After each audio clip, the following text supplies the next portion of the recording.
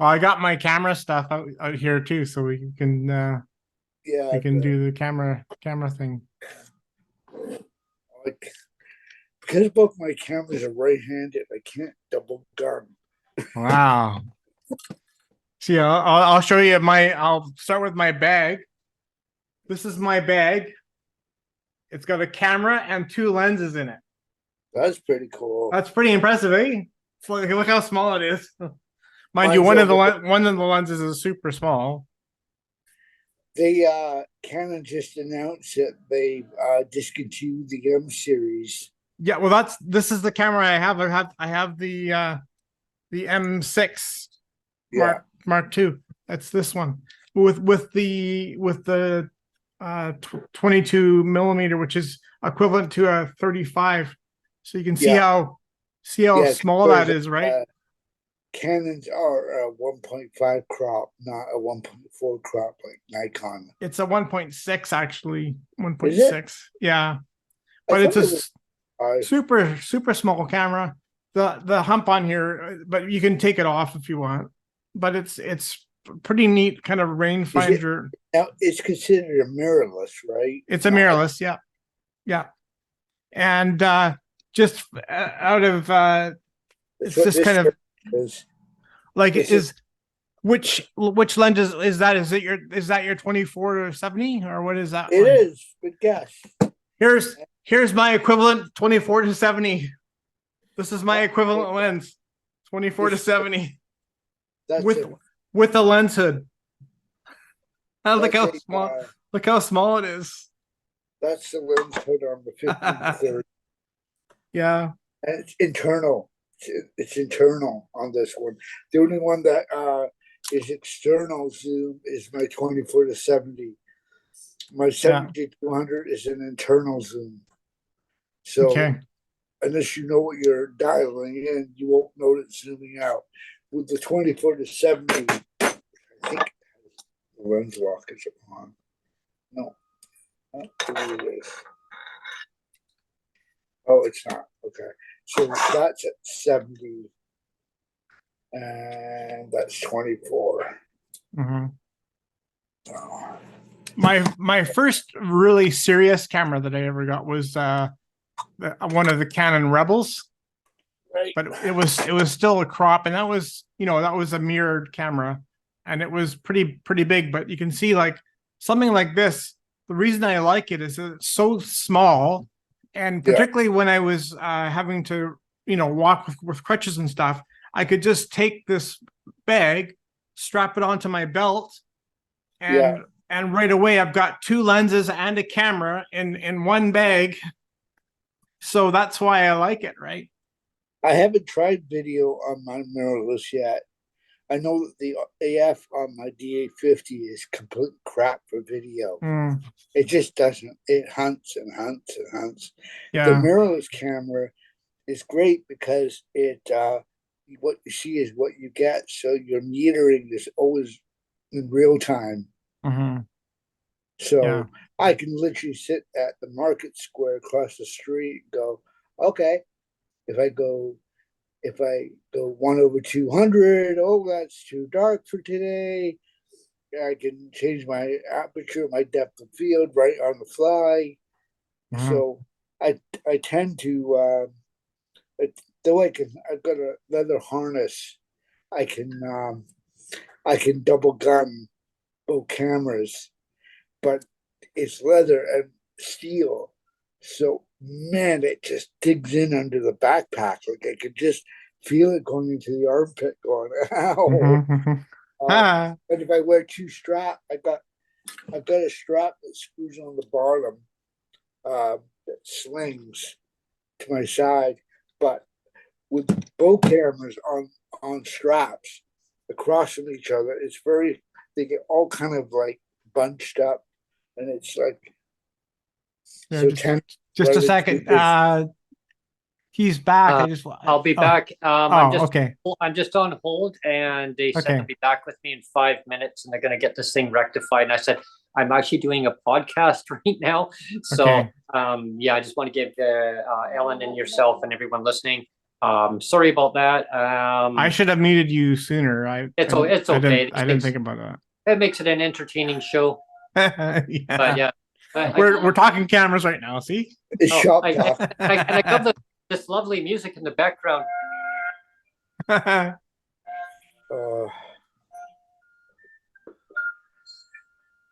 That's cool. yeah. So if I wear the harness, Yeah, you can mute me for now.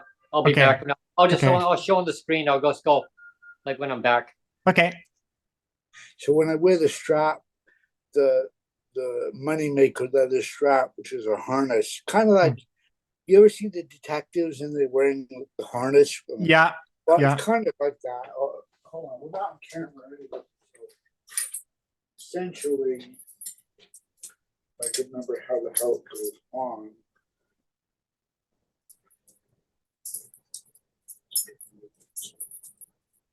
Come on, cooperate, you stupid strap.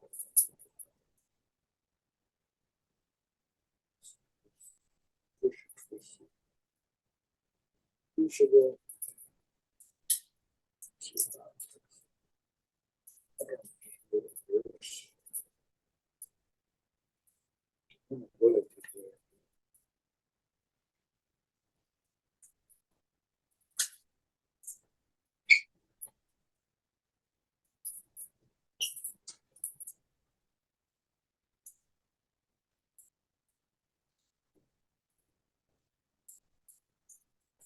So I already kind of, I think it's kind of twisted, but the idea is each camera goes on these, and they kind of hang, and the bottom has the tripod mount that would screw on the bottom, so they kind of hang like a gunslinger. But the problem is that with a backpack over top, this thing just digs right in. Yeah. So after about an hour and a half, you're like, get this shit off me. Yeah. Yeah. Well, of course, having crutches too, like my arms are full already with crutches. Yeah. And so I can't really have a lot of equipment to impede me, right? So about the only thing I can carry is something like this. So that's why going small is so much better for me. I have a very light tripod, but I lost the rubber feet on the bottom. So what I did was I ordered I don't know if you saw them advertise those plates that screw into things, like into a wooden board or a rock. I think they call PlayPal or something. Right. But they come with a bunch of plates, and you can buy accessories. One of the things they gave me was this tiny little ball head, and the thread on my monopod is the smaller one than the regular standard tripod. Oh. So I wasn't using it for a while, and I had a nut adapter to make the thread bigger, so it could go into the bottom of the camera straight out. But it was chewing up the adapter thread. So the heck with this, I had to strip it off and start using this monopod. So now I just remove the plate, screw it to the bottom of the lens if I'm going to use a big lens, and then the feet will come out. And that's cool. It's a monopod. I wouldn't want the camera standing on it by its own. It would just fall over. But I've got, let's see, do I have it here? I've got one of these. This is my tripod. Have you seen one of these? It's mini. Yeah. Mini tri. There. It's what is it? What's the Yeah, it's called a Manfrotto. Yeah. And that's pretty cool. You can just put it on the desk. Super small. Yeah. I have Really. a big tripod. It's a Vanguard carbon Oh, fiber. okay. But it's a beast. Even as a carbon fiber tripod, it's Yeah. really, but it stands about 8 feet in full height. Oh, wow. Yeah. The other one I have is a camera by it's Henry's camera's own brand. Yeah. And I left one of the rubber feet on the spikes. So I'm going to replace it with a very small compact tripod that doesn't have spikes. Mhm. And when I need to take a tripod where I'm going to be on soil or grass, I'll say the heck with the little rubber feet, and I'll just take Well, it with. there's those flexible ones too. What are they? Those Gorilla Yeah, flexible ones. I wouldn't want to trust my gear. Yeah, maybe not. The Yeah. weight. Like I said, the monopod's handy because if I'm going into a crowd, I can literally attach it to the monopod, and it's standing right between my legs. So I could, in theory, film a live concert, and I wouldn't be like, if there was a big crowd around stage, I wouldn't be like, sorry about my big tripod, buddy. You know, like, Yeah. it's not. You know what's cool about this lens is this is one of the lenses that they didn't come out with very many lenses on with the M mount, but this is one of the image stabilized lenses. So it's got image stabilization, 24 to 70 equivalent in that size lens with the hood included, right? So it's pretty impressive. The thread on my 24 to 70 is an 82 millimeter thread. Okay. And that's not a cheap filter to replace. Yeah. I bought a Tiffin kit, which gave me a UV, a CPL, and a haze filter, which is like a warming color filter, which I don't use. You know what I find though is that if you buy a hood, and it doesn't have to be the official Canon hoods or the official Nikon hoods because they charge a fortune. But if you buy any kind of compatible hood, that's almost as good as getting like a filter over top because you're still protecting the lens quite a bit, against any kind of bumps or knocks. I don't even have a filter on here because I was using a variable ND on it, and it was a pain in the ass to screw onto the UV. And I can attach the CP. I can attach. Generally, I'll do is I'll put the CPL on, and then I'll put the ND filter over that, so I can really dial in my. So if I want to do a really long exposure, I can really dial in with my ND, and I can just turn the CPL a little bit, and then I can. And that's what's really cool about the live exposure stuff now, right? There's like what you see in the viewfinder now is actually what you're going to get on exposure, and it's so cool. Like I remember one time I was at a beach, and it was really badly backlit, but then I had like the sun was in the back with my son in the foreground, and it was a really cool look. And so I took a shot, and it turned out perfectly because I knew I could see what the exposure was going to be like. And do you see the bar down the side there? I don't know. My iPad's picking it up. Yeah. That's my meter exposure in real time. So, and this camera, if I'm shooting vertical, I want to get an L bracket for both cameras. Yeah.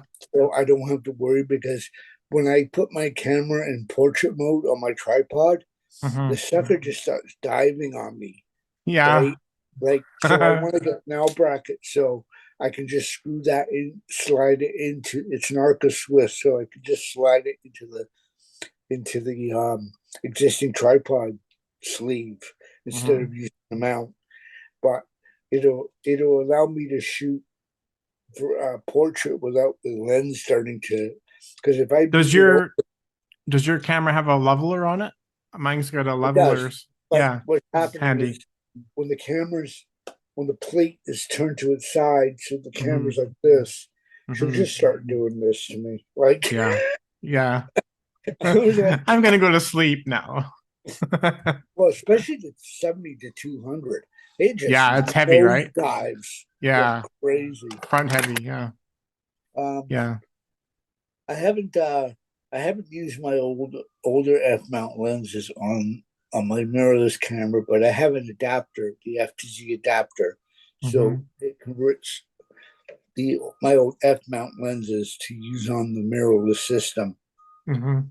You can kind of see it. I didn't know if you. That's the FTZ adapter. This little black thing. You're So- just on your phone right now, right? Not on a No, I'm laptop on or my anything. iPad. I'm on Oh, are my you? Yeah, because Yeah. I didn't know if you wanted to do a screen share and we could you could show some of your photography if you wanted to. I could turn the screen over to you if you want to try that. I don't have a lot of photos on my iPad. Okay. I've got some that I can show the audience, but I didn't know if I should wait for Brent to do I that. haven't figured out screen sharing on my end.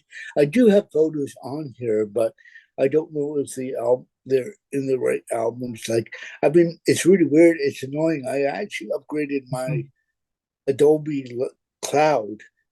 I'm gonna unmute Brent now. Hold on 1 second.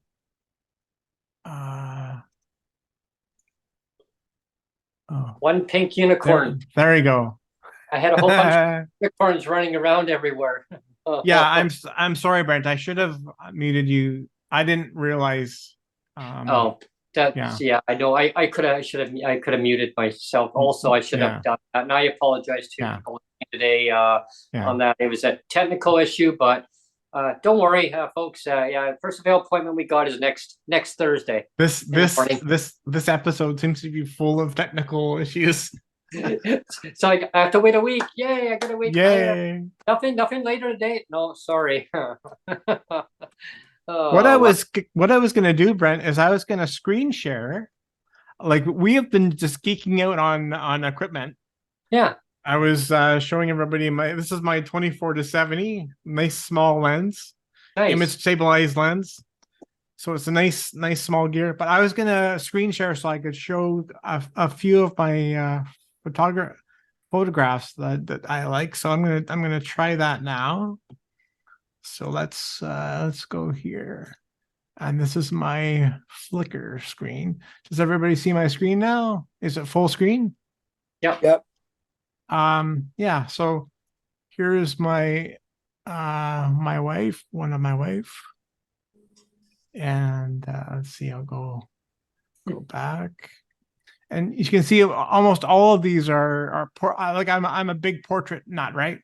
This one, for example, you see behind him, it looks like granite behind him. And I took this picture with it was 150 millimeter equivalent lens. And so it was just a very small cement pillar behind his head, but it looks like a whole wall behind his head, right? Because it's a compressed image because of the long focal length. And so that one little pillar looks like a huge granite wall behind his head. So that kind of gives you a depth of field will do that too. Yeah, exactly. If you go f2.8 or f1.8, depending on what the lens is, it's widest depth of field is. And another great example of this, I took some wedding pictures for a friend of mine, and here she is with her husband, and this was just outside the church, and I'm not kidding you, the patch of grass was literally basically as much as they were standing on. That was the patch of grass was like this, and the tree that you see behind them was just a small little tiny tree. It was nothing. It was just like a Charlie Brown tree. It had nothing on it, but because it was a because it's a 150mm lens again, it compressed the whole background, so it looks like a huge forest, and all it was a stupid little tree, and it's compressed, and it looks like they're standing in a forest almost, right? Yeah, it looks like a whole But greenery. literally, the patch of grass was like this. It was just tiny, tiny, tiny in a parking lot with a tiny little tree, and it looks like you took it in a park, right? Almost like a big forest. Yeah, so it's just kind of cool, the things you can pull off. And here's my favorite photo length photo. Here's the 35mm equivalent. I love this equivalent. It gives you a nice enough of the background, and it doesn't distort. Which is nice. Here's and I don't.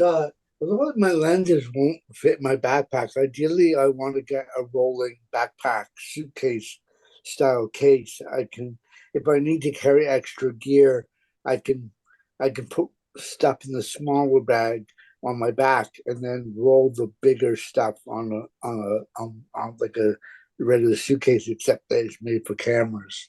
Yeah, and see what you they call them airport camera bags, but they're you can wear them as a backpack, some of them, or roll them behind you, like a suitcase. And those are beautiful pictures. Yeah, it's really neat. Like, I really like playing with like these ones like this. Like you're really playing with shadow a lot. Like there's just basically there was just the one light that was lighting your face, so you get that, the harsh light on one side. And here's another one. I can go back. Same kind of deal. Where's see, this sort of the same thing. You got one side of her face is lit and the other is, so it's kind of, just the idea that you can play with light, right? That'd be a nice light, actually. Yeah, but I just really like and here's one. Yeah. Who's that? Yeah, who is that? With lighting control. I have a hard. And here's like a really good black and white, because you can really see how her eyes are really popping there. Oh yeah. Yeah, her eyes really pop. This lens was considered a very coveted lens by Nikon in the film day and the early era of the digital era, and it's made in Japan. It says D series. They're on their G series and then the Z series lenses. But this is a Nikon 85 1.4, and I don't know if you can see it, Neil. Yeah, I can see it. It's a very coveted lens. It's an interesting lens because you set the lens to f/16, but then you control it by the camera.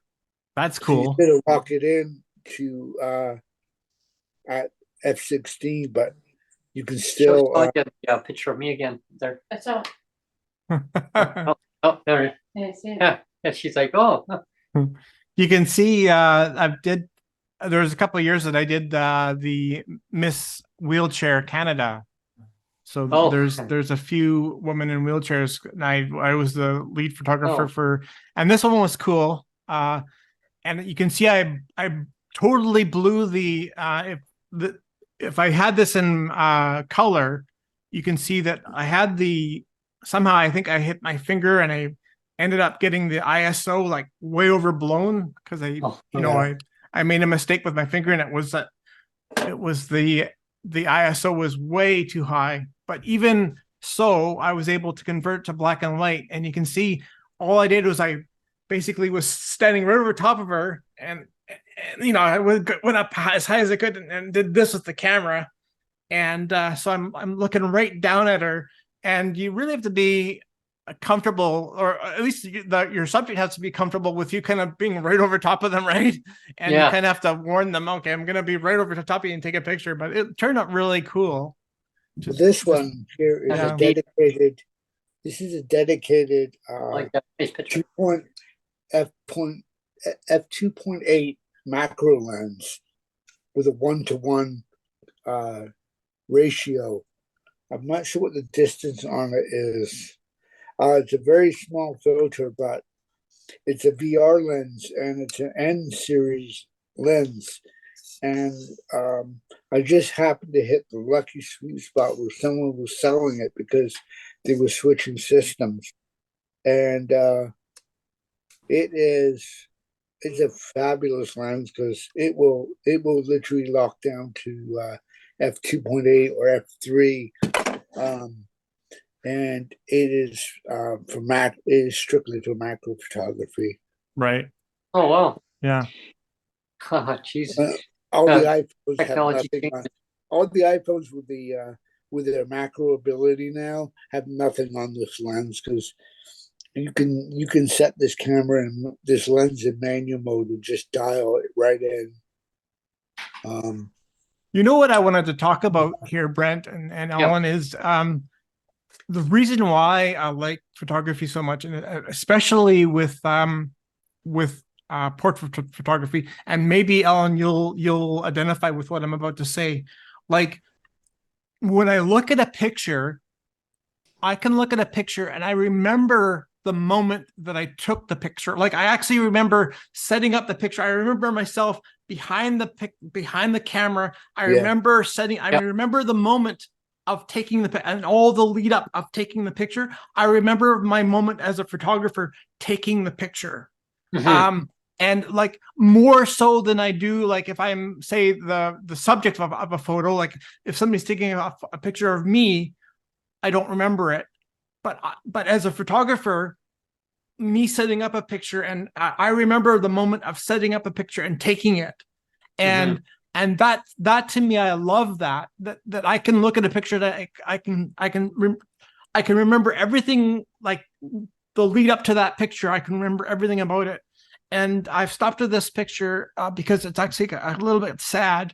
This girl here, she actually passed away when she was 15, I think, because she got into a bad crowd and she got attacked at a SkyTrain and later passed away. Oh. And this was quite a few years ago now, but this is one of the last photos. I mean, it was the last photo that I ever took of her. And it was probably one of the last photos that she ever took of herself too. And, so here's a moment in time when I totally remember taking that picture, and now she's no longer here. But, I mean, you can see there's light in her eyes there, right? Oh, yeah. And you think of the life that was in her eyes and like I said, she's only 15. And she might have been a little bit younger then, maybe. I think she was 15. But yeah, it's just really sad when you can see the light in somebody's eyes there, and know that they're gone. But the moment is captured though. It's kind of cool. The moment in time. I can't seem to get my friend Jordan in front of my camera. I've tried, and she's got such a pretty face. She's half native and half Dutch. And she's got the whole goth rocker look. And when I first met her in 2005, she's the only person I can know that could rock a granny shawl and make it look cool. And she used to have like this her hair really short, like a bob, like a 50s bob, 60s bob, but she'd wear like those little berets and stuff. And she's a bigger girl, and I can't think of a lot of women in their early 20s that could really pull that off. But she had that little personality about her where she just stopped a room cold. Yeah. And she just walked in wearing moccasins and this little granny shawl, and everybody would just stop. And that's the thing I love about photography is because I mean, and I don't know if I shared this before on the podcast either, but like when I was younger, I had like two of my favorite movies of all time besides It's a Wonderful Life. If I had to pick one movie, it would be It's a Wonderful Life. I just love that movie. But besides that, my two other favorite movies that I grew up with as a kid was one, the first Star Wars movie, A New Hope, and then the first Raiders of the Lost Ark, that Indiana Jones. Those two movies.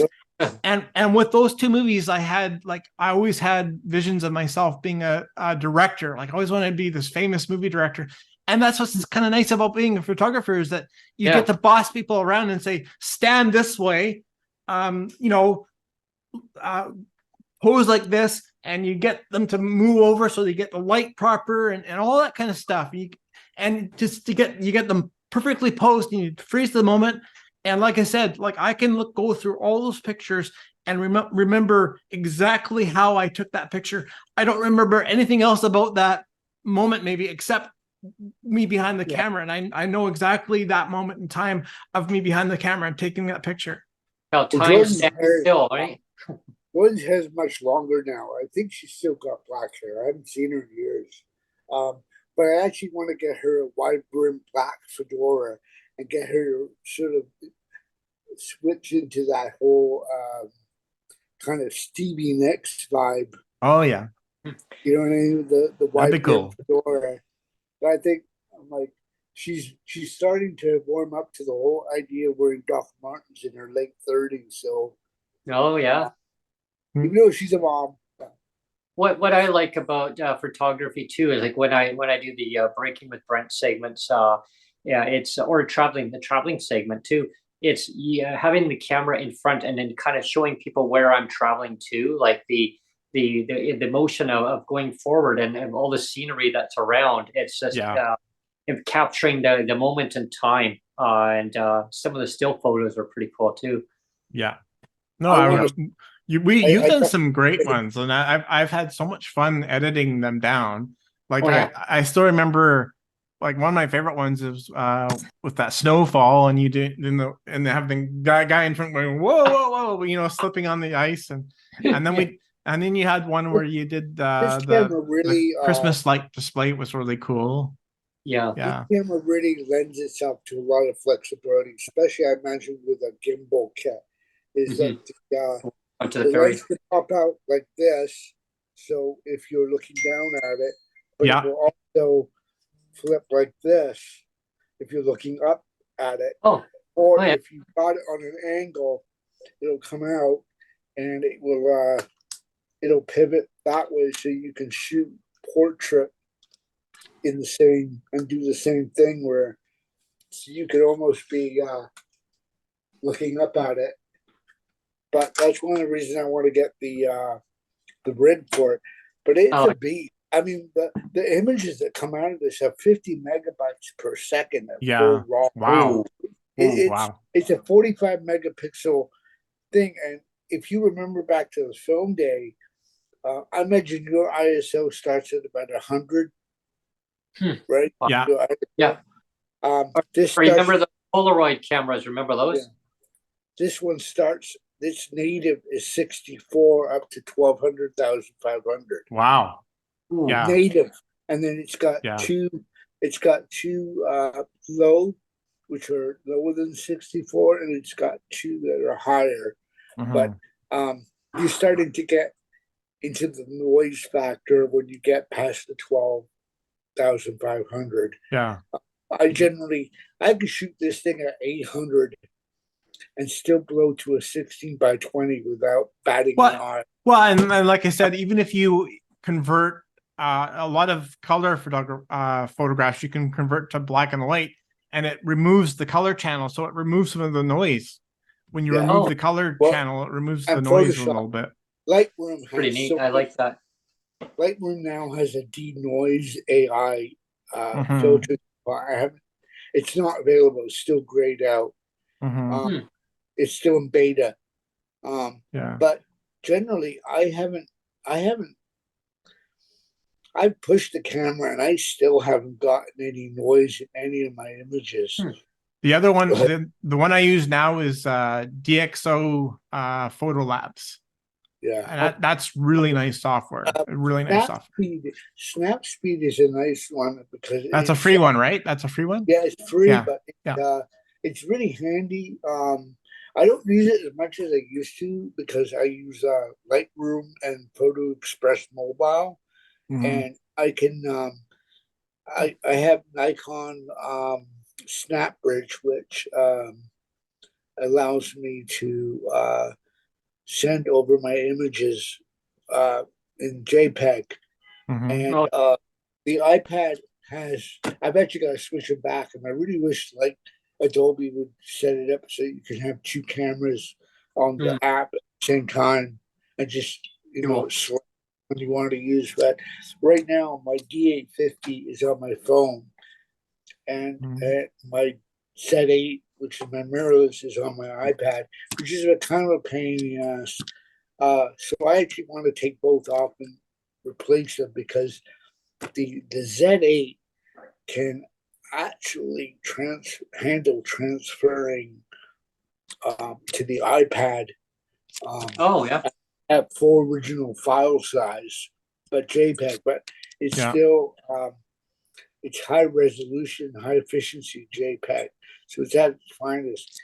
And then I've got to get a card reader with a memory card for it because my card reader won't read the CF Express. So, I wanted to get back to the point. Like to me, like I said, for me, the biggest thing about photography for me is, like I said, capturing a moment in time. Capturing, if I know that I've captured the essence of a person, like it's not about capturing the perfect smile or that everything has to be perfect. It's like, did I capture the essence of a person with that shot?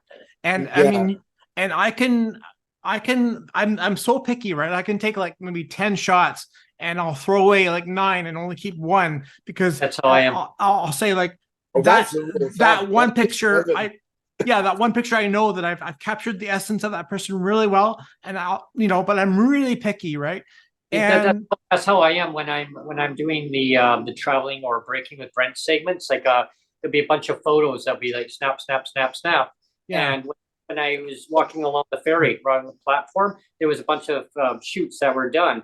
And I was like, no, I didn't like that one. And I say to Sonia, like, say she's recording behind me. I'll say, no, let's redo that one. Oh, I go, no, because it was like I didn't worry about too many people that were walking by. It was just this type of scenery that I want to get the angle. Right? Yeah. It was like, and I looked, okay, I was too far over that way, and I didn't want to make it like a perfectionist on it, but it was just that moment in time. And when I did the traveling segment, same thing. There was a couple of shoots that on my D850, it's set on the dial, but like analog dial. But on my Z8, I just push a button on the side and I can set single, timer, continuous low, which is like shooting a semi-automatic machine gun one at a time.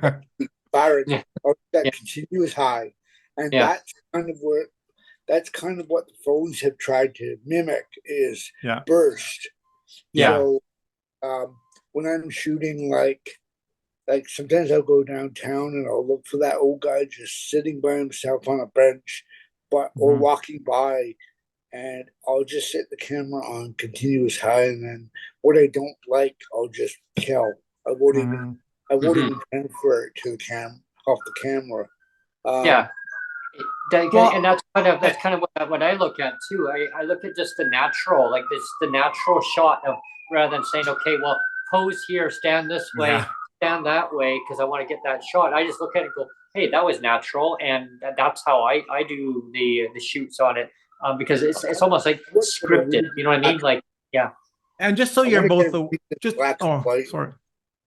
I would have got a really good black and white of my friend Jordan. I just have to wait till we, and then I've got to black and white's cool, I got to do it more because I just want a headshot of her. I just want to catch her at a moment where she's kind of lost in thought. Because her face expression is just so interesting. She just has these, and then she'll catch you looking at her, and she'll do this sort of I'm up to no good. Look, They kind of look The, like the I told you Cheshire, that the Cheshire cat or whatever. yeah.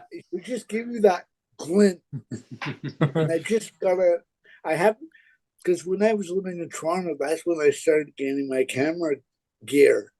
I started with a D200 that was used by a photographer, which was a crop sensor professional camera. And then I went to a consumer base, and then I went mirrorless to the full. I went full frame on the D850. So I've never. Jordan and I have always lived like an hour, 2 hours apart from each other over the last 7, 8 years.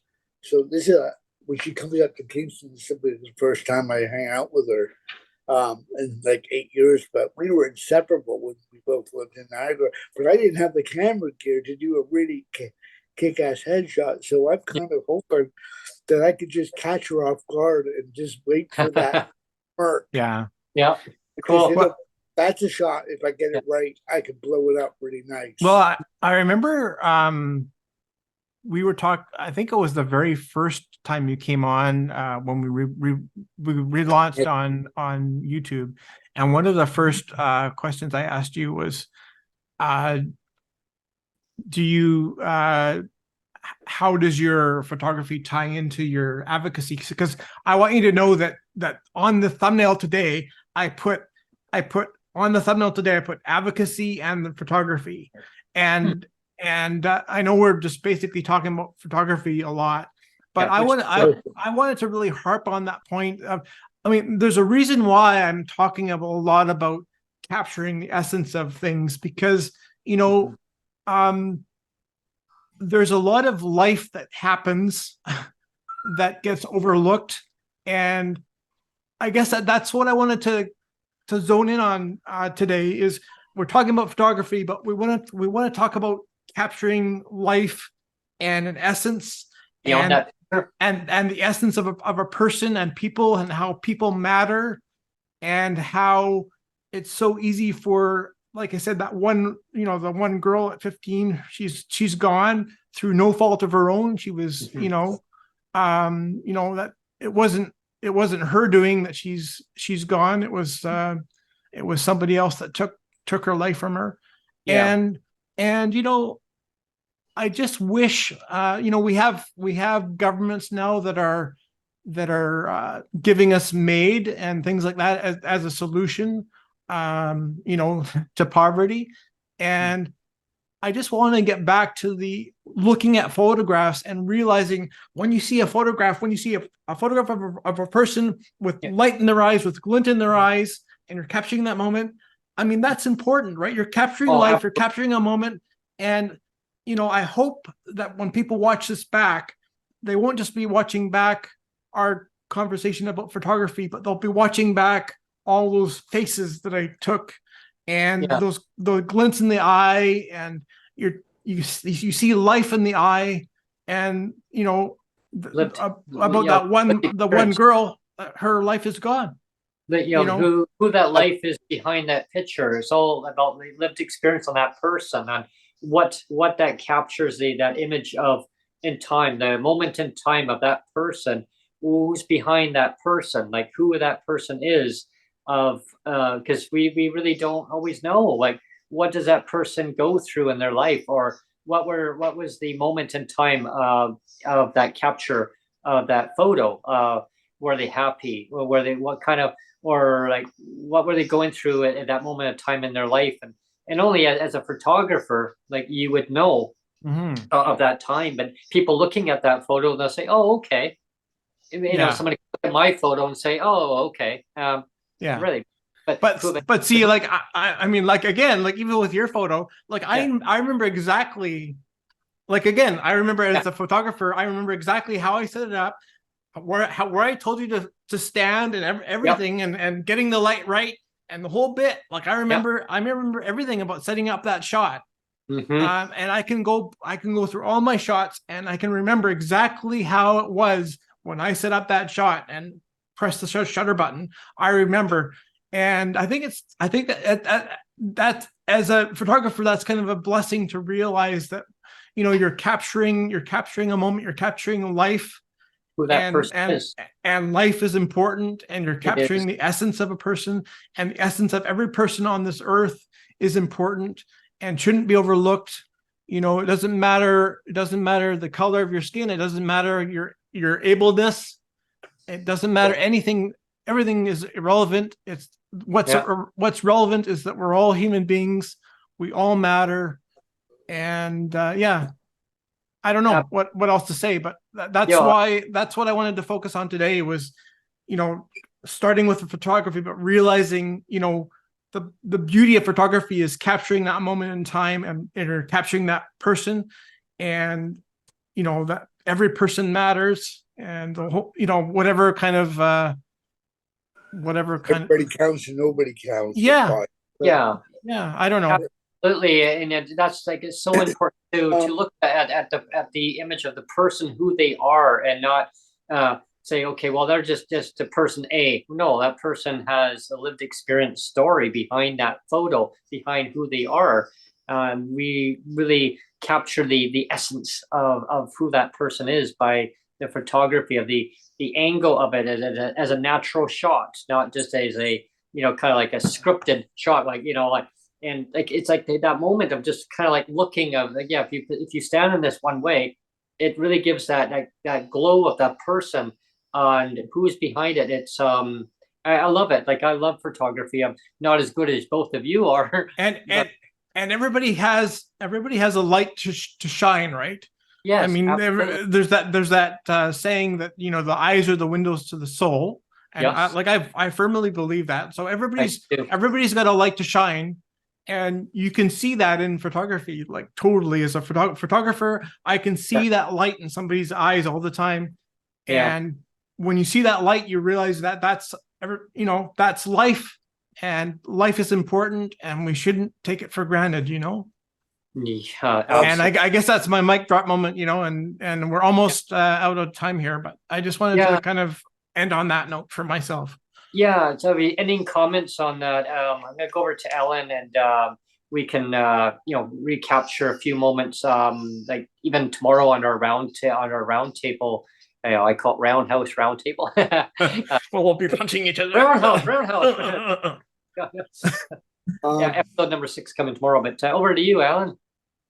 How to wrap up my advocacy in the way I do the photography? Well, I guess the project, I still need a couple more months to get my feet grounded in Kingston. I haven't met everybody, and I have a lot of work to do when it comes to the Another Nobody Mean Streets project, because that's going to take more than one photographer to do. Even if I got a big grant, I literally don't think. Maybe if I was in my 20s, I could do it, but to go city to city to city and photograph and get the story of each person for the book, it's more than one person could do. Yeah. And this is where it'd be cool if I could beam myself over. Yeah. And then we can both do it. It's really about it's about, this one is the first one was really about strictly, it was a project that came together by a fluke, where it was unhoused people in general. It was done back on a film camera, but this one is supposed to also have a documentary component, but it's unhoused disabled people across Canada. Mm-hmm. It's probably something that really should be tapped into, what Jeff Leggett's doing. But it would be a project where I would have to just be one of 10 photographers involved with it, because you need the photographer, but you also need someone who's tapped into the community, as well as someone that can do the interviewing. Because for me to do Ottawa, Toronto, Hamilton, it would take me 10 years to do that Yeah. And that kind of jumps into, I'm glad you mentioned that, because that's why we're looking at trying to get a sponsor for the show here. And once we do, that's where we can tap into your interest, your advocacy and your interest in photography, Alun. We could actually integrate and having both Neil and you taking photos of on the road, right? We can now say, Alun, we're taking you on the road with us, and you can do some photos. I could take a bus trip out to Toronto. Yeah, and then we could both be wielding our cameras. Yeah, that's why I'm a little apprehensive, because I really don't know where. I have a general framework of what I want Main Streets and Nobody to be, but I don't have the specifics. And the one mistake I made with the first book was it was just like throw everything in the kitchen sink at it, but really quickly. And there were a lot of missed opportunities. The book wasn't polished. It was basically what they call a chat book, it was very grassroots. And the book designed to be printed and given to people who are unhoused to sell, to make revenue for themselves. And we didn't get enough copies made to do it. The idea was to shop it around, but I knew that the quality, it was so grainy. It was just basically each home unhoused person who was home was a photo of them and a poem that someone in a poetry group had written. Yeah. And then they were kind of put together in this book called Nobody.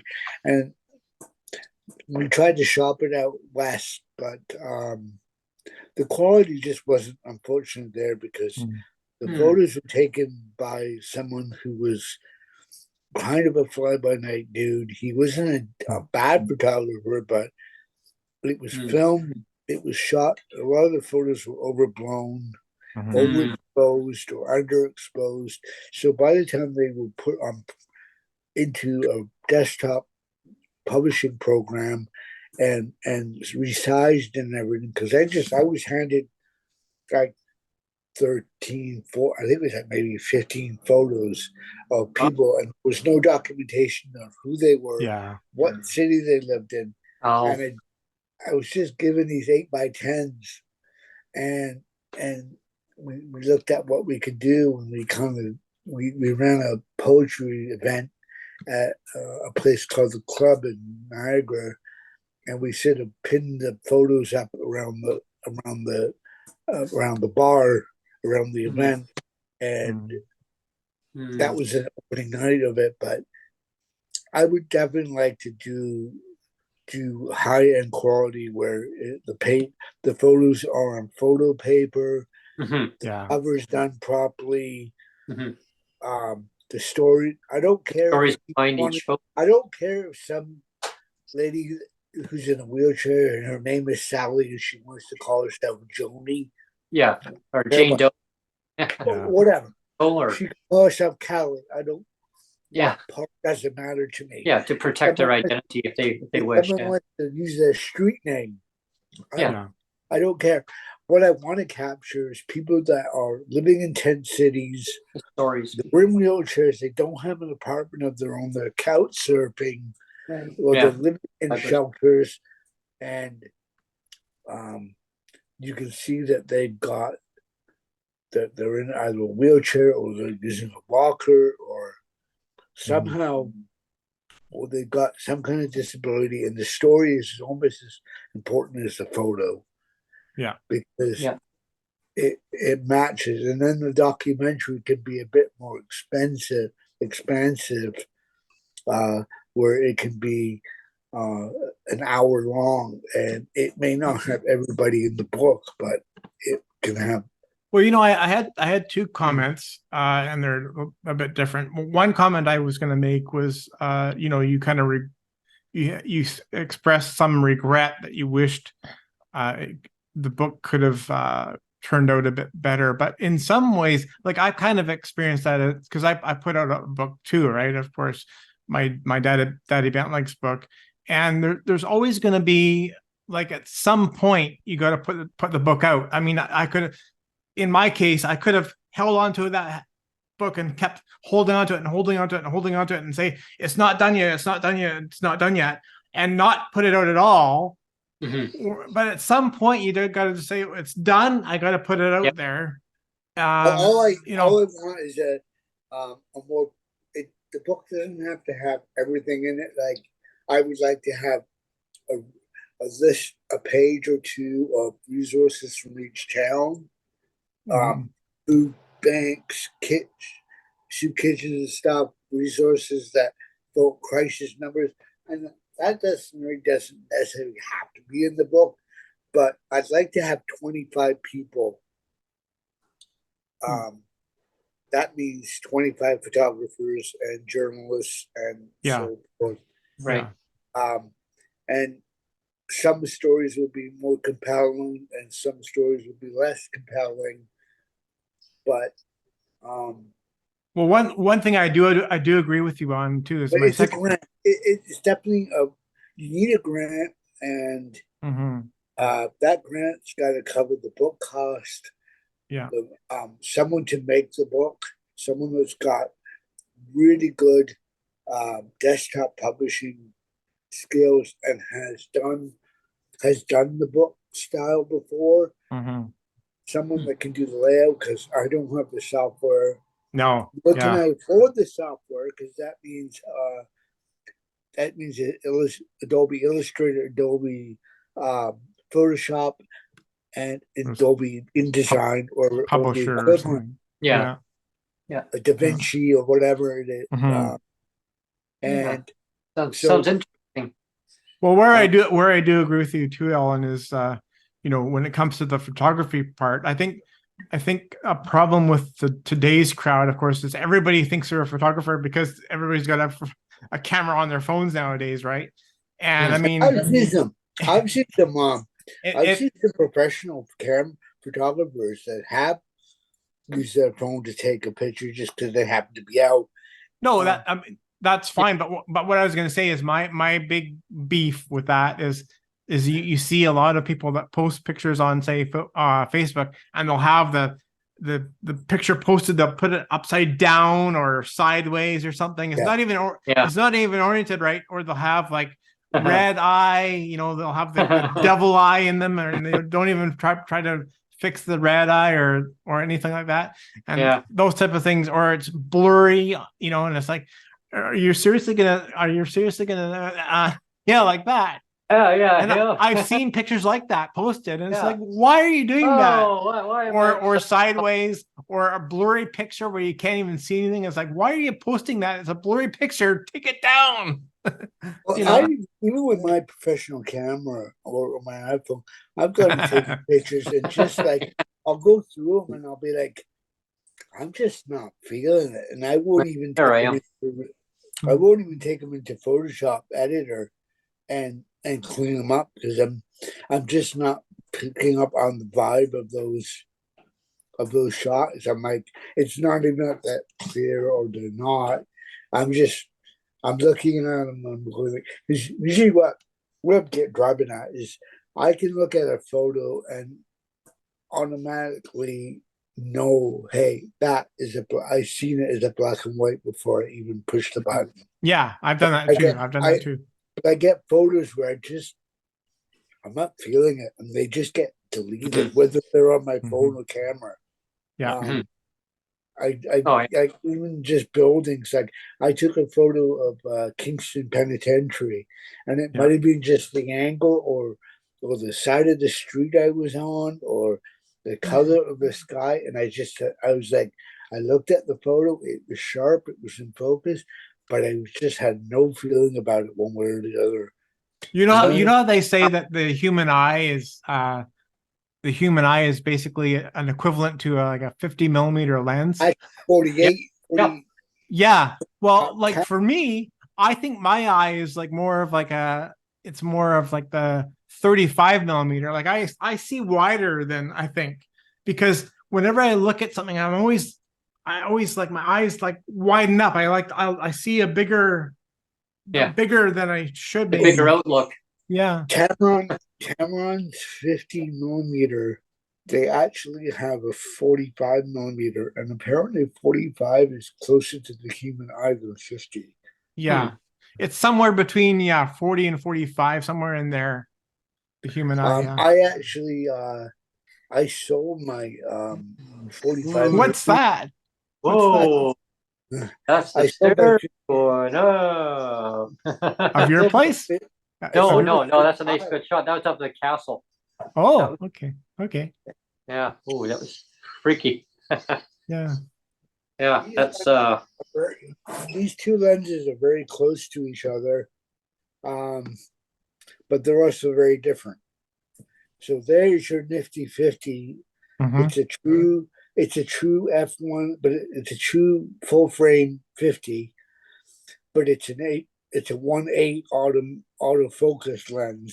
Yeah. This one is a 1972-76. I'm not sure what the year on it is actually, but it's made in Japan. It's still got its serial number etched on it, but it's a 51.4 manual, and you can still see the original piece of metal that Nikon used to use on their old film lenses. So this is a bit of a bugger to get onto my DA50, but it is a gorgeous lens. There's no fungus, no hazing, but it's fully manual. And I sold my 45 1.8 Tamron lens. I love that one. There's just the lights on this car. It's just the way that the camera picked it up, and it just glares right in. It's like so bright. It's it's just like wow. I'm gonna try some lens trails, but all the highways are so far out. I haven't quite figured out the busy, because Kingston can get really dead quiet around It's the unicorn. I'm trying to find a spot where I can do light trails, and with the buses only running to midnight or 11 o'clock, right?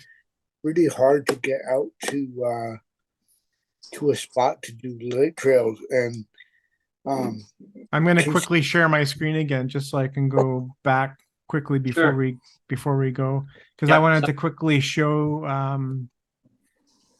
We talk about leading lines all the time. Like this is here's an example of leading lines where it's got this is down at the Crescent Beach. Oh, so you've got the line of the what do they call it? A breaker. Pardon? With the is it barrels or something, or posts? Yeah, it's like a break. It's to for the waves. If you're down there again or somewhere like that, if you want to try really interesting leading lines, and you can do if you've got a tripod or whatever, and you can do a long exposure, is to actually get level with the wood and the pylons or whatever they are. That's true. And go in and then do a long exposure. That would be cool. Yeah. Yeah. Because that's I've been messing around with that a little bit in Kingston, where there's so many free tie-up spots for boats. There's no power for them. It's free docking. And I'll go down and I'll shoot so that you see all the spots that the cleats, the masonry cleats tied into the wharf. I don't know if you can see on this one. I took the picture right when there's a bird. I deliberately waited for the bird to get in the frame, and you see I froze the bird on right beside her there. Oh wow! Kind of a cool one. I was kind of happy about that one. But I waited for the bird to get in the frame there. This the Z8 mirrorless camera I have has person, subject, bird detection, auto car detection. It's got a whole bunch of them. It's got airplane only recognition, and it's got different focus modes in it. It would take me forever to go through. It'd be easier if I was in person, but compared to the D850's autofocus, and the D850, the big tank of a camera, is no slouch. This thing's a workhorse. It'll nail a photo way better than that. Like sometimes I joke, like my camera's going, "Is that the best you got?" Oh wow! Yeah. It's a nice photo. I'm not even see the color of that one though. Like look how nice and pop the colors just pop on that, eh? Yeah. The red hair. Yeah, I love that. I love that one. Yeah. That's a beautiful thing about the mirrorless cameras is that they've got the eye detection and everything. Because they've got computer systems in there and AI built into them. That as long as you're in focus, it'll pick up the eye every time. Yeah. So I'm really looking. There you go. That's your Roy Orbison look. Yeah. Crying over you. I'm crying about my glasses. Oh yeah. It's the anyway, we should probably wrap up now. Yep. So since Sounds you're the good. host, you can do the closing All comments. Right. I am just want to thank I want to thank Ellen for coming on today and talk about photography. This has been a blast. I know I told people at the beginning, I go, oh, we're going to talk about tiny homes. It's that, this and that, and we threw it right off. It's all good because it's because as your producer, I didn't tell you what we're going to do. But see, Ellen and I knew that we were going to talk about photography. That's right, but I didn't know, and that's a surprise to me because, I actually enjoyed it. I actually enjoyed that's good. The segment about photography because it is so important to capture that moment of the picture of the whatever it is of the person or the scenery, because only the person who's taking that photo knows what they saw at that moment of time. Is it capturing the essence of the person? Who's behind that person? What's the lived experience? Is it about homelessness? Is it about maybe they don't have a fixed address? What's that person going through in their life? Are they having a good day, bad day? Maybe they're celebrating a special moment in their life, whatever it may be. Photography is so I find it so fascinating. I still love taking photos with my when I'm on my journeys and stuff, and I too I capture that moment in time because you cherish those memories. And when I get a notification saying that my photo storage is getting full, I'm going, uh-oh, what do I do? Everything on my phone gets sent over to Google. That's why I get half a terabyte. And then I get and then I get a notification saying on my phone it's going to a cloud, but the other stuff's going to Google. I'm going, uh-oh, hang on. Now we got the stuff going to two areas. So I gotta kind of work on that. Keeping those memories in line. Do I get rid of some of those or what? So yeah. For me, it's fascinating that like I said before, is like I can pose for 1,000 pictures and not remember any of them that I post for them. But as soon as I get behind the camera and take a picture, I remember everything. Absolutely. Isn't that weird? But I mean, and it's just something that not fully weird though, because it's what you're seeing when you're taking that moment. It's sometimes I carry my gear around and I get frustrated with myself because I'm like, I didn't even pull the camera out. Just the fact that it was in my bag on my back, I felt ready, but I just wasn't feeling that day at all. Yeah, you are ready. You're saying, let's roll.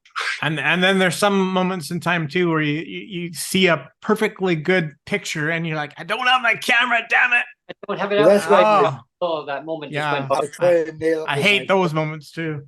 I've had that. But Yeah, it's But yeah, this was a fun one. And like I said, I mean, I just wanted this episode to be about photography, but also just about taking the time to appreciate the life that's being captured, and how life matters, and how you're capturing the essence of something, and the essence of a person, and how every essence of a person matters, and the whole. And it is, as cheesy as that sounds, I don't care if it sounds cheesy, but to me that matters, right?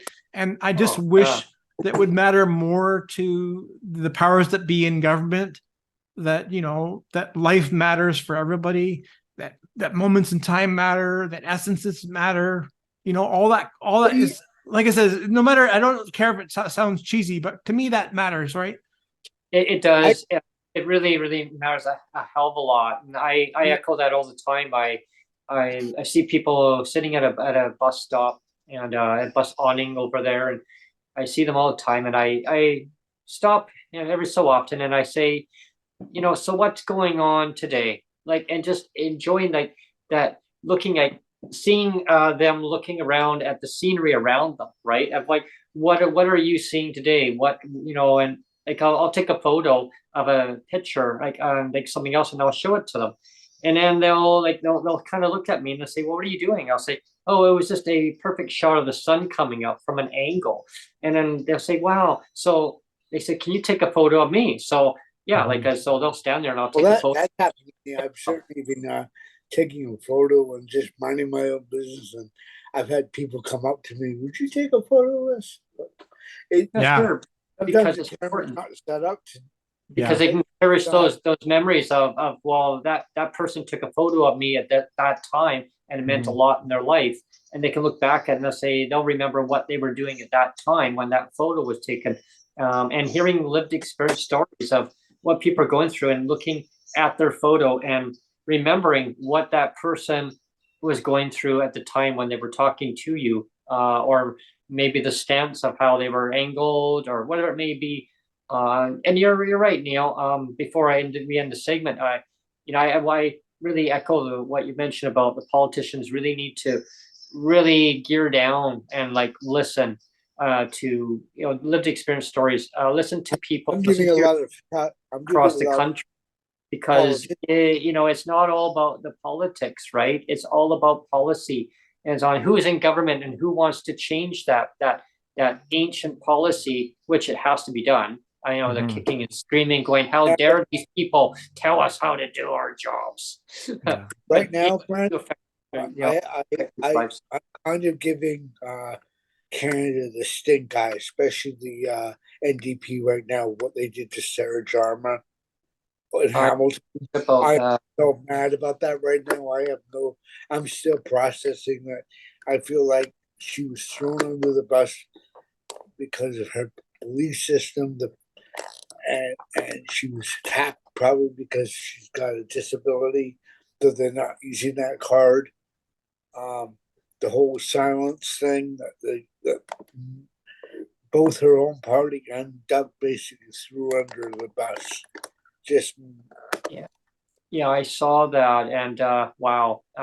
Even in BC, I heard about that yesterday. I was at our BC legislature, and her name was circulating around at the BC legislature yesterday from a few people. Well, everybody's mad at the Ontario NDP right now because they think Sarah got a raw deal and she got silenced because she was an advocate, and she was a team leader and team player, and the whole bit just stinks.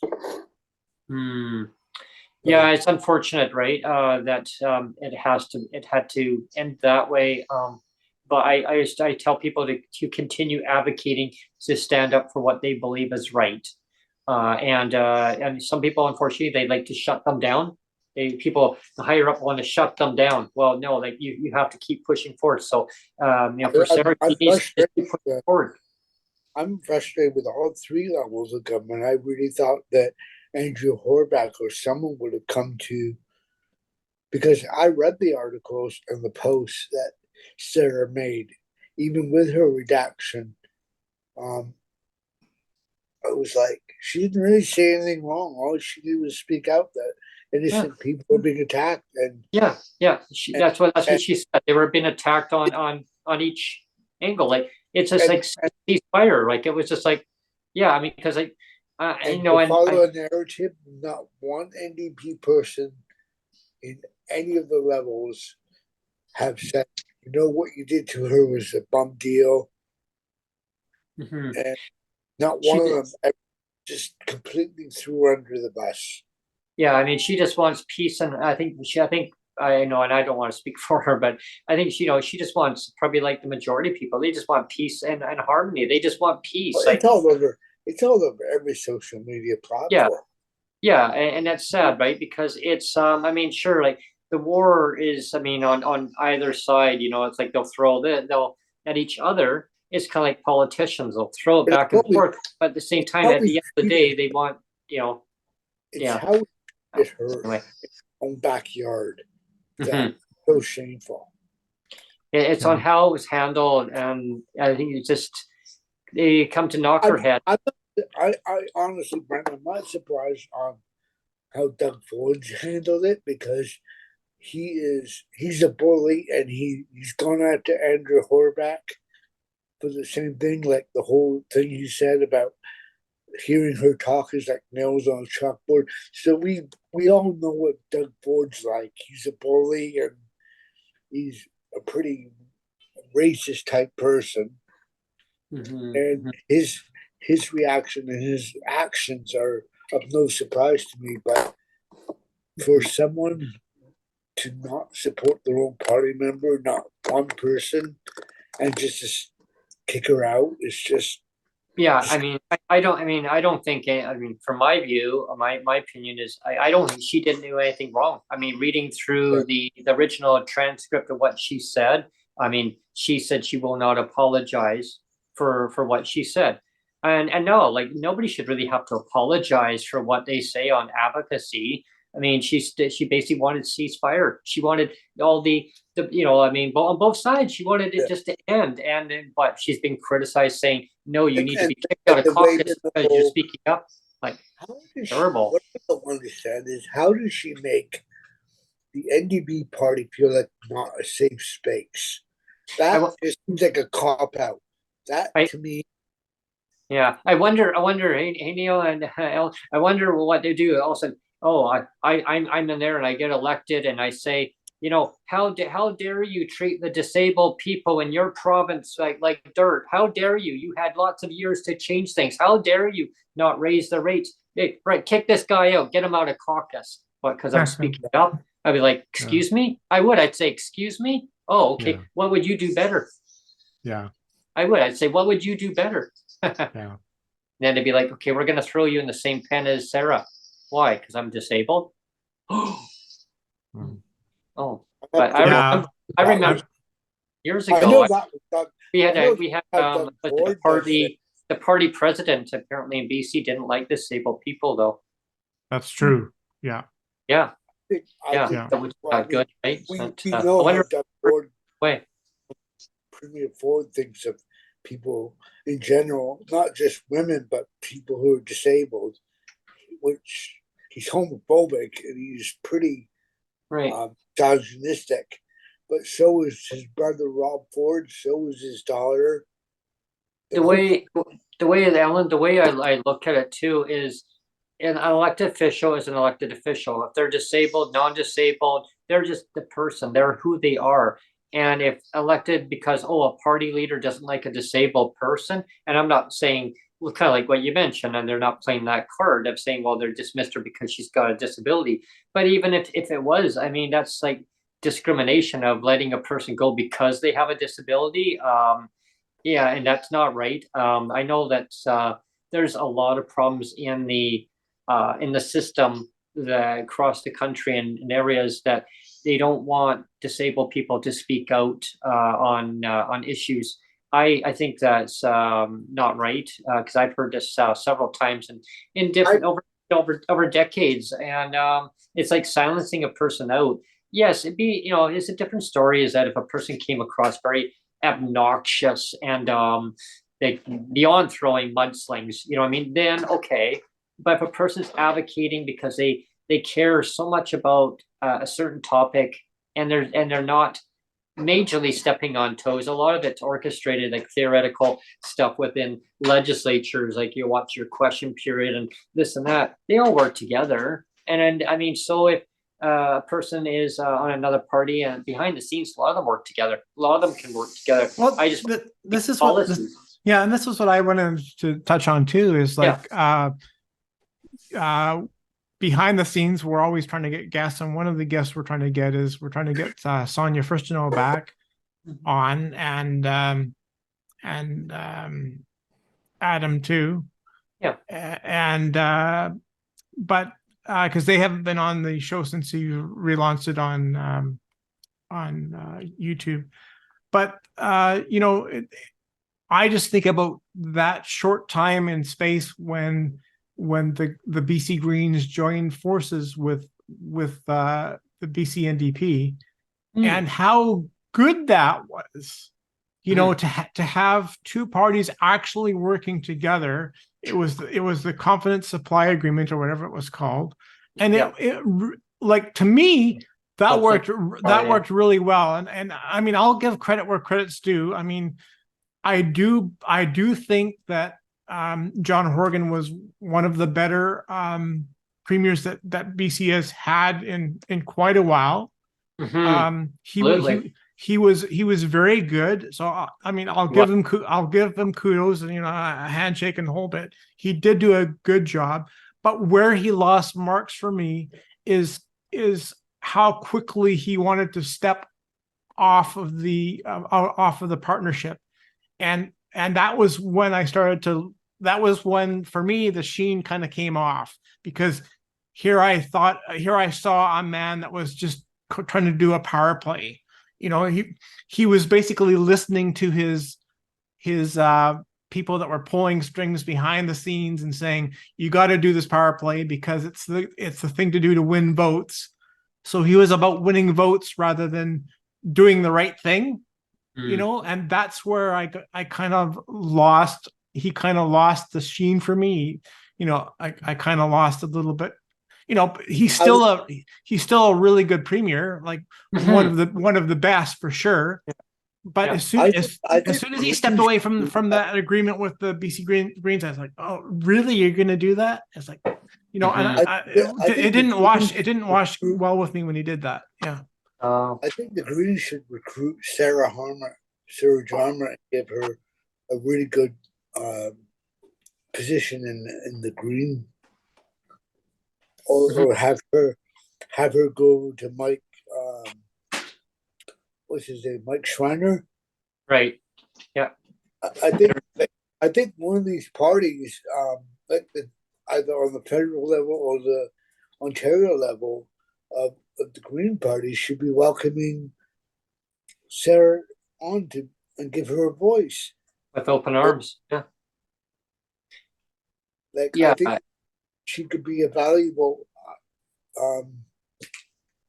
part of that party, because obviously the NDP have, I don't know what they've done, but I was really disgusted by that. Really made me question whether I'm going to vote NDP this time. For federal, yeah. On any level, like on any level. Oh wow. Oh geez. Yeah. Like, well, it doesn't really doesn't look too good though. I mean, tossing an advocate like Sarah out of the caucus. Especially, like I say, out here. I mean, I hear ripple effects, and even people in the community around here, they said, did you hear about that lady? Some of them didn't even know what her name, but they remember hearing about it. I said, who, like what? And like, they mentioned her name. Yes. And, you know, I don't even know, like, it was like for me what to comment on it, because I was like, well, yeah, it's pretty sad. I mean, how it needed to be there. Like, it didn't need to be that way, sir. And I'm like, oh okay, yeah. I mean, yeah, you know, what do you say to people? Because I bump into a couple of people that I see on a regular basis in the neighborhood here, and we get talking about what's going on in Ontario. Happens in BC, what happens in BC happens in Ontario, based on a lot of policies. And when they heard about that, they said they were disgusted.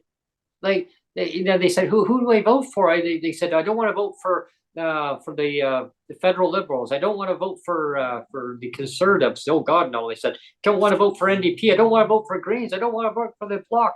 I go, well, I don't know what to tell you. I said, yeah, but that's federal. What about BC? Well, hopefully they don't play that in BC. I go, I don't know. Like, I'm just here, so yeah, have a good day. You know what I mean? Yeah. So, but hearing people's lived experience stories, like, I mean, that's just their view on what they see. I didn't ask them, like, I mean, do you have a disability, or do you want to talk about like aspects of your life? I mean, some people do, some people don't. But that just goes to show that people are in a mode where certain life events, whatever it may be, that can have a huge impact on their decision making, all because of like what's going on in Ontario and their legislature. I know Matthew Green, he lashed out. He's pretty upset right now. What's going on with his within his own caucus. I saw a post about that just recently. I'm sure Alun, you might have. I'll have to look seen that up. Yeah. I wasn't sure what his position. He's he was away for a while, but he was catching up on it, and he's obviously not too happy. I mean, but what at the same time, it puts a lot of the members within the caucus in an awkward position, right? Because they don't feel comfortable hearing what they're going through. But what do they say? Do they have to toe the party line? And because if they speak up on, say, how they feel, guess what happens to them? You know, and we should be wrapping up, but I just maybe wanted to finish up with this too. Like we often talk about the hive mind or the Borg collective mind of Twitter. You know, yes. that hive mind of Twitter where everybody, you know, they say they have their own opinion, but really they're just reflecting the hive mind or the collective Borg mind of Twitter. And you know, so that's the toxicity of Twitter. I don't like where people are reporting back and dishing dirt on other things, you know, and not really thinking, and you know, not really speaking for themselves, but speaking for the hive mind or the Borg collective, as you know, Patrick, you know, our friend Patrick would identify with as a Star Trek fan, or you know, but yeah, that's a bunch of BS. There should be no hive mind mentality. There should be no Borg collective. You know, resistance is futile. Like if you're an elected official, you should be able to think for yourself and stand on your own 2 feet and say, I think this. You know, I'm not gonna like toe the party line all the time. I'm gonna stand up and think for myself because this is what I think. And just you know, have the courage to be your own person and not have a hive mind about it, you know, like because the hive mind stuff is just bullshit, you know. And that's what I don't like about Twitter now is you have all these like groups that are hive mind is like, oh, we have to get together and hive mind and like don't think of yourself anymore. Like it's all about the collective, all about the like a simulation, like resistance is futile crap, and it's like. No, I want to stay away from that stuff, you know? Yeah, you know, people, you know, should be able to speak up and say how they feel, and then rather than being shut down and like when it comes to like certain government officials, I know some that would love to say more. I bumped into a couple yesterday, actually, well, more than a couple, but a couple that I directly talked to at the legislature. And I know I can just read, you know what I mean? And I'm not going to say any names. I can literally read their, not really their mind, but their body language. You can tell that there's more that they want to say, they can't say, but you read between the lines. And I've learned over a year. And they should be able to say it. Yeah, I know, but they're not allowed to because the party won't allow them to. And if they speak their mind, they're gone, right? And there's an example of Shane Simpson again, right? Same thing, where he was pressured, like, and we don't know exactly what the piece of legislation was or whatever, but we know it was bad, and he was pressured into saying, or you know, they said we want you to do this, like release some sort of revised legislation about something that was going to be punitive. and he basically said, no, I'm not going to do it. Yeah, And the words that he used was yeah, and he fell on his sword and he walked away, you know, and I give him like full marks. And I wish way more MLAs and way more MPs would do that. Like, if you don't like what's happening, fall on your sword and walk away, or say this is BS, and stand up and stay in your spot, and you know, show, like, you know, like, this is bullshit, you know. But don't just roll over and take it and be a hive mind, you know, because everybody can do that. yeah. Everybody can be a Borg, you know. I'd like to see some They can more be simulated. people. Yeah. Like, I'd like to see people like Sarah cross over to the Green Party. People that aren't just going to collect a paycheck at the end of the day and nod their heads. I'd like to see the Mike Maurices and the Bonitas maybe move to a party that isn't sold out, because that's how I feel years. Very good, great advocates. Those two are, that's fantastic advocates for the disabled community across Canada. Both Mike Maurice from the Green Party and Bonita Zarello from the federal NDP. I mean, they're champions. And some people say, well, how are they champions, Brent, when they're not pushing hard enough? Well, they actually are pushing hard. It's the problem is, how hard can they push, right? They're getting that word out constantly. Their hands are tied because it comes to the federal government, who says, what? Oh, well, yeah. We keep getting more, you know, a year and a half, 2 years. We all know that it's an election. It's two voices. It's two voices fighting against the Borg collective, right? Yeah, I think we're gonna get basic income before we more power to them. Yeah, before we get DERB and before we get the Canadian disability benefit. Right. I bet you that they're gonna move the basic income framework faster. Yep. It'll go. It might take a 6 months. I think so too.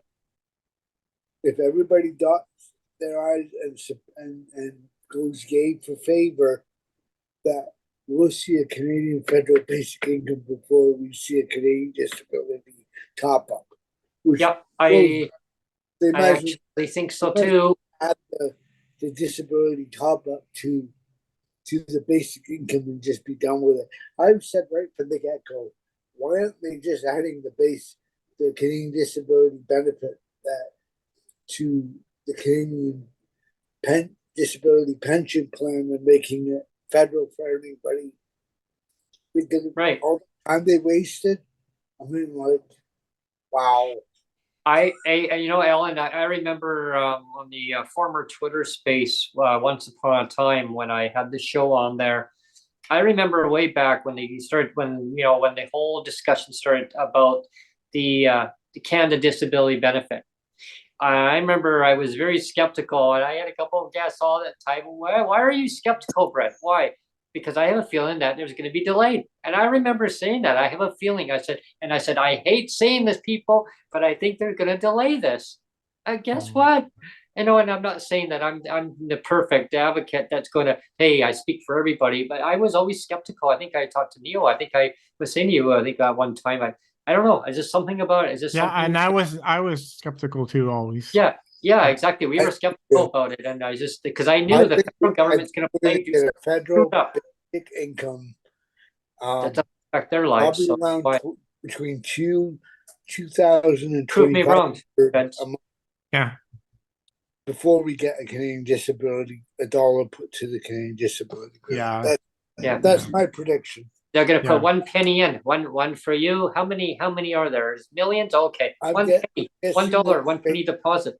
Government anyway, account. we should punch out. We've I like these long goodbyes. You know. Oh, I know they're always. We do. It's like this.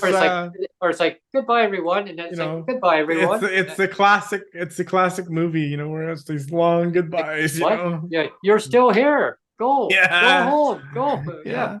That Monty Python at the end. What are you doing? Just go. Just go. That's right. Yeah. Still here? You're still here? All right. Thank you very much, everyone, for tuning in today. This has been a blast. definitely, Alan. We'll do this again another day. This has been a great segment. I really enjoyed the photography part, even though Yeah. Brent had no idea. I had no idea. That's the great part. It's like throw the host off.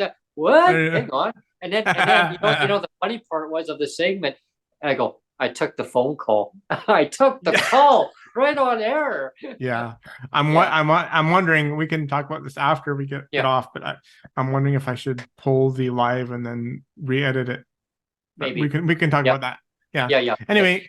Thanks everyone for tuning in today, and stay tuned to the Roundhouse segment tomorrow. That is Friday, October 26th. Okay. Until Bye, then. everyone.